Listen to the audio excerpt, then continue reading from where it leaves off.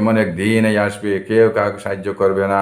তখন যদি মার কাছে যাওয়া হয়, তা মা বলবে আমার তো দুনিয়াতে কোনো আওলাদ ছিল না, দুনিয়াতে কোনো আওলাদই ছিল না। আর যদি আওলাদ থাকে তাহলে বলবে এটা তো দুনিয়ার জন্যই ছিল। বাবার কাছে গেলে বলবে, বাবা বলবে আমার কোনো আওলাদ ছিল না। কোনো কোনো বাবা বলবে হ্যাঁ আসলো, কিন্তু এটা দুনিয়ার লেগে আসলো। এইভাবে স্বামী স্ত্রী আওলাদ সব কিছুর কাছে যাওয়ার পরে তারা বলবে না, ছিলই না। আর কেউ বলবে ছিল, কিন্তু এটা দুনিয়ার জন্য ছিল। এখন ইয়ানফসি ইয়ানফসি, কেউ কেউ কাউকে সাহায্য করবে না, শুধু ইয়ানফসি ইয়ানফসি বলতেই থাকবে।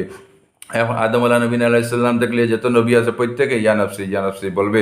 আমার নবী বলবে ইয়া উম্মতি ইয়া উম্মতি ইয়া রব্বি, ইয়া উম্মতি ইয়া রব্বি ইয়া উম্মতি, একমাত্র আমার নবী সাল্লাল্লাহু আলাইহি সাল্লাম বলবে।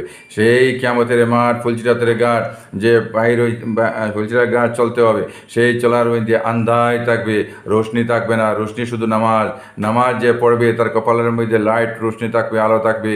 তার হাতের মধ্যে তার সজ্জার যা হালতের মধ্যে যত জায়গা আছে প্রত্যেক জায়গা থেকে রোশনি থাকবে। প্রত্যেকের রোশনি নিজের রোশনিকে নিজে দেখবে, অন্যকে দেখাইতে পারবে না, অন্য কোনো কাজ দিবে না। অন্য রোশনি যদি না থাকে তাহলে সে পার হইতে পারবে না, সে নিচে পড়ে যাবে। এই জন্য প্রত্যেকে যেন রোশনি পাইতে হইলে, ফুলচিরাত পার হইতে হইলে নামাজের এহতেমাম করতে হবে।